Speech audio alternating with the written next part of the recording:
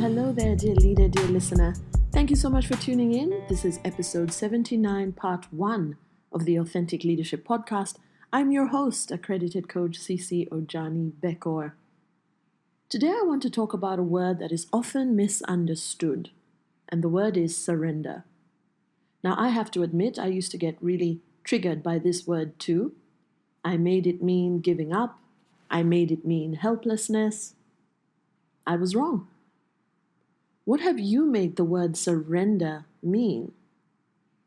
It's an interesting one because we often hear of surrender in the context of religion or in those old war movies where the losing side has to surrender because they've been totally overwhelmed by the side with more weapons or what have you. In everyday conversation, surrender isn't a word that is often used. And yet, especially in these times, many of us are finding that many challenges are coming at us hard and fast. The transformation the world is undergoing is undeniable. It's quickening. It's coming at us fast and from many different directions. Change everywhere. And some of these changes are sudden, unexpected, confusing, and quite painful. For example, a lot of marriages are falling apart in a sudden way. Same with some long-term friendships. Some people are telling me that some of their birth family members seem to have, quote-unquote, just lost the plot, behaving in ways that seem quite unusual or extremely desperate. Perhaps business is going poorly, a job that once really fulfilled you now doesn't do that at all. There's a desire to just do that other thing you want to do. I mean, these things have always happened in life. But these days it seems more intense, doesn't it? So what do you do? What do you do when the challenges are coming at you hard and fast? What do you do when some of your old ready-made tools and solutions are just not working? This is the other thing that's going on these days. That old bag with those old tricks just don't seem to be working. For example, I've spoken to a lot of people who were really good at grinding and pushing through, but not so much these days. They don't have the willpower to do it, the desire to do it, and their bodies are just saying, nope, we are not doing that anymore. Now, surrender can be quite difficult for people with leadership qualities who have a can-do attitude, people who value a just-get-it-done attitude. And it can become a catch-22 for people who believe, if it's meant to be, it's up to me. What happens when you don't have what it takes to get through a challenge on your own? What happens when you're just so exhausted? What happens when you're completely blindsided by something? Do you just grit your teeth and keep grinding? As I've mentioned, some of us have tried that. It isn't working anymore. Do you just give up? Of course not. That's too scary and it's not helpful. So what do you do? The answer? Surrender. Let's get deeper into this. Now, surrender in this context is not what most people think it is. It's not giving up. It's not remaining a victim. It's not being helpless. It's not even passive. Surrender is actually quite active, but not in the traditional sense. It doesn't involve a lot of grinding, controlling, and doing, yet it's still quite potent. Surrender in this context is the opposite of trying to force things to happen. As you surrender, you start to feel relief.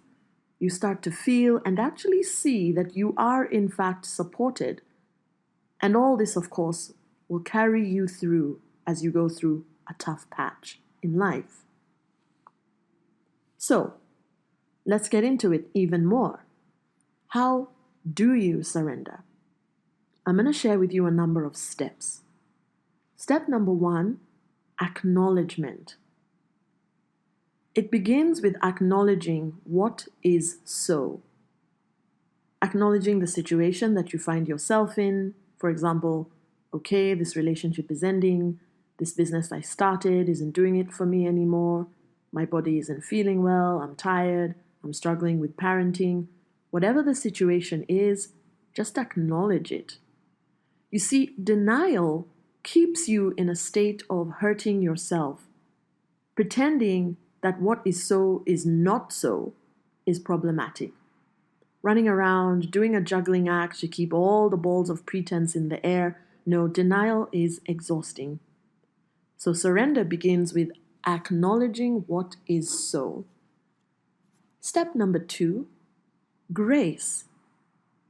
This is then acknowledging that, yes, you are finding it challenging and giving yourself grace. It's okay that I'm finding this challenging. This is a difficult thing to go through. I'm human. Saying words like this to yourself. You see, sometimes we get so caught up in being resilient that we forget just how much we have on our plate. We forget that it's actually okay to sometimes feel down, feel sad, feel disappointed, confused, taken aback, or scared. These are normal and appropriate human emotions given the right context. It's normal and appropriate, for example, to cry depending on the circumstances, to feel angry. You're human. You're not some bulletproof robot. Such emotions are normal, normal, normal. Grace includes understanding that the situation may take some time to get through. It may not be resolved in a week or a month. Grace also involves engaging in self-care during this time, whether this means resting more, saying no more, prioritizing your needs more. It's understanding and accepting that you're not your usual self, you're going through something, and that's okay. And so your usual behaviors might have to pause for a while as you take on new behaviors to support yourself during this tough time. I remember, for example, when my daughter was very little, I hit a wall. The interrupted sleep just finally got to me, and I had to surrender, and I had to let my husband, her dad, know, I'm going to need more support. And he'd do things like take her out on Sundays, just to give me a chance to do exciting stuff like sleeping in, which is what new parents really, really need. Step number 3, vulnerability. Talk to someone about what you're experiencing. Phone a friend. Hopefully you have a healthy relationship with your spouse and can speak with them. And this is important. Ask explicitly for emotional support. This is something many of us don't do well. Many of us don't even know what emotional support looks like. Emotional support doesn't always have to involve brainstorming solutions with someone else. It can, but not always. Emotional support includes acts like actively listening, just listening to the other person, suspending your judgment as they share what is troubling them. It also includes validating how they feel, that is, acknowledging and accepting their feelings as legitimate. Now, you might have handled the same situation differently if it was you, but that doesn't mean you can't simply respect the fact that this person who is having a hard time is sharing with you that they're feeling sadness or anger. Emotional support is this and so much more. I want to invite you to check out part 2 of this episode for a rundown of what emotional support looks like. I wanted to do this emotional support piece justice because it's so important, and that's why I've recorded it as episode 79, part 2. Be sure to listen to that after this one. And so talking to someone in your circles who you trust can be such a balm for your soul. Of course, speaking to therapists, coaches, counselors is also valuable. However, talking to a friend, a spouse, a sibling you trust, it just feels different. It's a different and much needed type of love and support. Step number 4, release and receive. What do I mean here? I mean, release it to the higher power that you believe in. By higher power, I mean the organizing force that we all sense is bigger than all of this. That organizing force that makes birds fly in formation, that organizing force that's holding the planets up, rotating and revolving around the sun, that organizing force that creates sperms, ova, and develops a new being in a female's womb. We've given that higher power different names: God, the universe, the knowing field. Whatever you call it, release.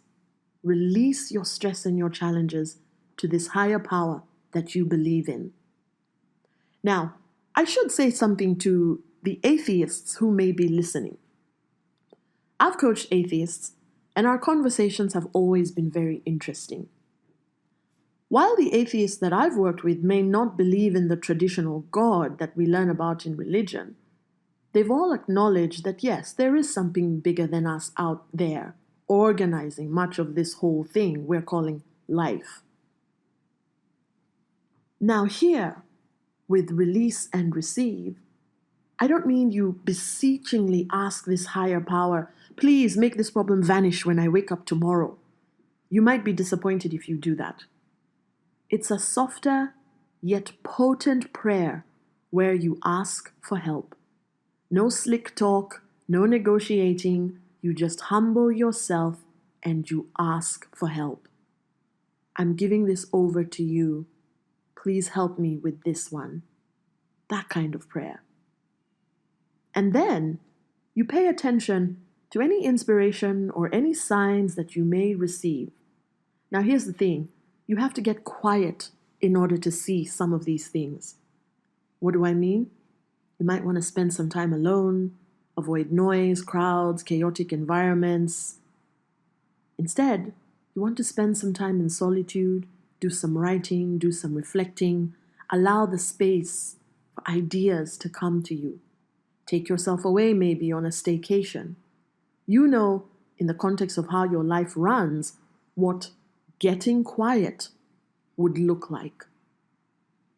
I have so many stories, my own and those of my clients and friends, of paying attention to inspiration and signs and leveraging these to take a step forward. I remember, for example, over 12 years ago when I just started my business, I needed quite a bit of money to get my first business coach. Something in me just knew I needed help to learn how to run a business. You see, I was getting positive feedback about my coaching skills, so I knew, okay, this is a green light. I should go ahead with this. But my gut instinct just said, okay, but you need to know how to run a business, CC. And I just suspected that my endeavor would fail otherwise. Now, I didn't know where this money was going to come from. I was a little bit stressed. It was a lot of money for me at the time. It was $3,000. My husband and I even got into a bit of a tiff about it. It was a lot of money for us at the time. And I just surrendered. I just gave it up. I said, God, please just help me with this one. Believe it or not, less than 2 weeks later, and I was living in Australia at the time, the Australian Tax Office sent me a check for just under $3,000 in tax back. So if, for example, the tax office realizes and calculates that you've overpaid, you'd get a check back, tax back. So what happened was I was just coming home and I checked our mailbox as usual one afternoon and I found this envelope addressed to me, and there it was, a check for just under $3,000. I took it as a sign and I paid for that business coaching course. I remember it was face-to-face. It was a multi-day workshop in sunny Sydney, Australia. I even found a friend in Sydney who allowed me to stay with him and his roommates. And I had such a wonderful time. And that course is one of many that set me up to enjoy running a coaching practice. I can share examples like this for days and days. That was over 12 years ago, and so many other similar things have happened to me and to my clients. You see, sometimes, folks, you just need to give up thinking that you have all the answers. You need to give up imagining that you are the only one who can get you through this thing. There's so many other factors, people, incidences, events that come into play to support you in life. It's so important to be aware of this. And let me tell you something. Some problems will slap you in a way that will just make your head spin. And it's going to be damn near impossible to try and get through them by yourself. I know people who are going through some pretty tough stuff even now. So you release the problem to something bigger than you. You humble yourself and you get ready and you remain open to receiving the support that comes your way. So what if you don't, for example, believe in a higher power? Now, there's no judgment here. Full disclosure, I do trust and believe in a higher power, but there's no judgment here if you don't. You can still surrender. Just give up the idea that if it's meant to be, it's up to me. Acknowledge that you're struggling, give yourself grace, speak to people you trust, and ask for that emotional support. And just let go of running around trying to do, force. Get quiet, allow yourself to be humbled, and let inspiration and support come to you. What if you feel you don't have someone you can trust to talk to? My question to you would be, is that really true? Is there no one in your life you trust who can support you, who cares about you? Or are you just afraid of being vulnerable in front of other people? Are you ashamed? If it turns out you really don't have someone in your circle to trust, reach out to a professional, a therapist, a counselor, or a coach. And I would advise you that during your sessions, you also discuss how you feel you don't have anyone in your close circles that you trust. Because that's something you're going to need to remedy ASAP. We are social creatures. We need one another. Tough times come to us all, and each person's tough time looks different. I want to invite you to practice surrender and notice how much lighter and supported you feel. Surrender, you see, is healing. Thanks so much for tuning in, dear leader, dear listener. And remember, spare just a few more minutes and listen to part 2 of this episode, where I share exactly what emotional support looks like. I hope you have a productive and pleasant week. Thanks for tuning in.